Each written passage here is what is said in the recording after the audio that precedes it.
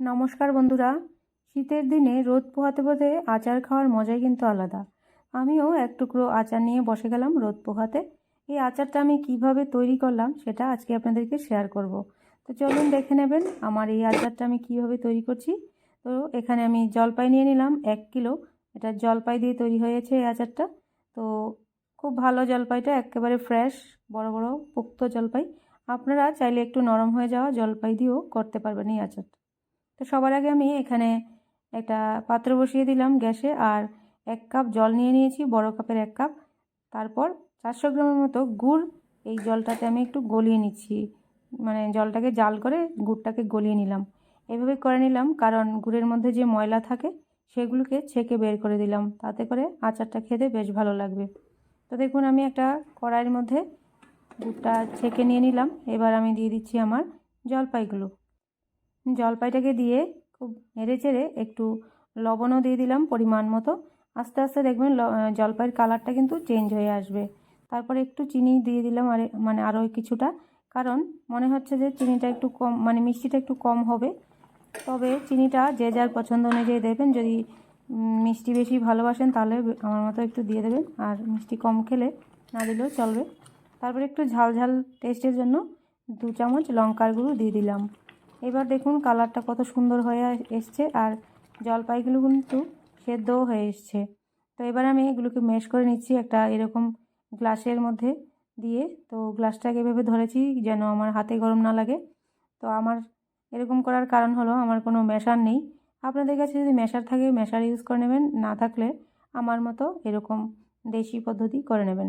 তো দেখুন সবটা জলপাইকে আমি খুব সুন্দর করে এভাবে ম্যাশ করে নিলাম। এবার এটাকে নাড়িয়ে চাড়িয়ে একদম শুকিয়ে নিতে হবে। তো তার আগে কিছু মশলা দিতে হবে। এখানে দিয়ে দিচ্ছি এখানে 2 চামচের মতো চিলি ফ্লেক্স।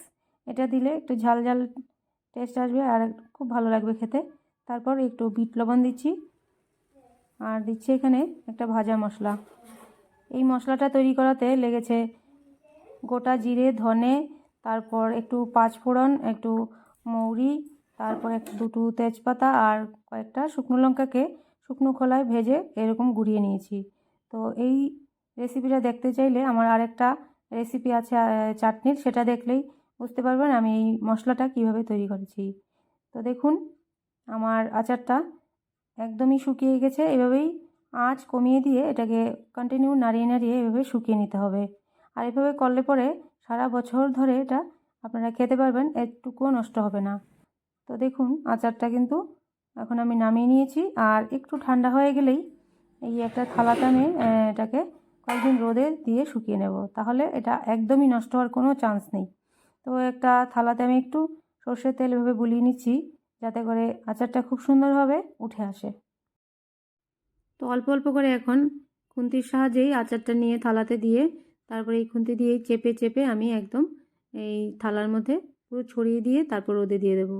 এতে করে আচারটা কিন্তু খুব সুন্দর হবে, আর দেখতেও ভালো লাগবে, খেতেও খুব মজা লাগবে। তো এখন আমি চলে যাব রোদে। এটাকে দুদিনের মতো রোদ দেবো প্রথম। তো দেখুন আমি ছাদে চলে এসেছি, আর একেবারে কড়া রৌদ্র হলে খুব সহজ হয় এটা শুকাতে। তো এই অবস্থাতেও কিন্তু আপনারা এটা বয়ামে ভরে খেতে পারবেন, তবে আমি মনে করি রোদে শুকিয়ে নিলেই ভালো। তো দেখুন দুদিন পর কতটা কালার চেঞ্জ হয়ে গেছে, আর দেখতে কত ভালো লাগছে, আর সাইডটাও কিন্তু একদম ছেড়ে ছেড়ে এসছে। তো এইভাবে সাইড থেকে ঘুরিয়ে ঘুরিয়ে এটাকে উঠিয়ে নেব, আর অল্প তেল মাখাতে কিন্তু খুব সহজেই খুলে আসবে। আর ভালো করে উপরটা শুকিয়ে গেছে সেজন্য কিন্তু কোনো অসুবিধা হয়নি, উঠে এসছে। এবার এটাকেও দুদিন রোদে দিতে হবে। তো দেখুন আমি দুদিন পর আবার আপনাদের সামনে আসলাম। তো খুব সুন্দরভাবে কিন্তু শুকিয়ে গেছে। উল্টে দেখাচ্ছি, দেখুন দুদিকেই একরকম হয়ে গেছে, আর কালারটাও কত সুন্দর লাগছে দেখুন, একেবারে চকলেটের মতো। এবার আমি একটা ছুরি দিয়ে টুকরো টুকরো করে কেটে নেব। তো এইভাবে কেটে রাখলে কি হয়, দেখতেও ভালো লাগে, আর টপ করে এক টুকরো খেয়ে নেওয়া যায়। আর যদি এইরকমভাবে রেখে দেন তাহলে আবার খাওয়ার সময় একটা ঝামেলা, এই কীভাবে কাটবো কীভাবে ছিঁড়বো, তার থেকে আগেভাগে কেটে রেখে দিলেই ভালো। তো দেখুন আমি এইভাবে কেটে টুকরো টুকরো করে নিচ্ছি। আপনাদের যেমন ইচ্ছে আপনারা কেটে নেবেন। আর এই যে দেখুন একজন হাত পাততে আসছে দেওয়ার জন্য, ও বলছে ওগুলো নাকি চকলেট, আর ভীষণই টেস্টিও হয়েছে খেতে। আমার মা সবসময় এই আচারটা বানায় আর আমাকে পাঠায়, তো এবার ভাবলাম আমি নিজেই বানাই। তো মাও বানিয়ে রেখেছে, অবশ্যই দেবে, তো আমিও বানালাম। তবে মায়ের হাতের মতো তো আর হবে না, নিজে নিজে চেষ্টা করলাম, মায়ের কাছে কি আর যাবে কিছু। তো দেখুন আমি এখন পিস পিস করে কেটে নিচ্ছি, এই যে। তো আপনাদের কাছে কেমন লেগেছে আজকের রেসিপিটা অবশ্যই কিন্তু জানাবেন। ভালো লাগলে আমার চ্যানেলটাকে সাবস্ক্রাইব করে আমার পাশেই থাকবেন, আর অবশ্যই একটা লাইক দিয়ে আমাকে একটু অনুপ্রাণিত করবেন। আর দেখুন আপনারাও কিন্তু একবার হলেও বানিয়ে রাখুন, এখনই সিজন চলছে, বেশি দিন নেই আর শেষ হয়ে যাবে। তো এইভাবে আমি একটা বক্সে ভরে রেখে দেবো, বছরভর খাওয়া যাবে। ধন্যবাদ সবাইকে।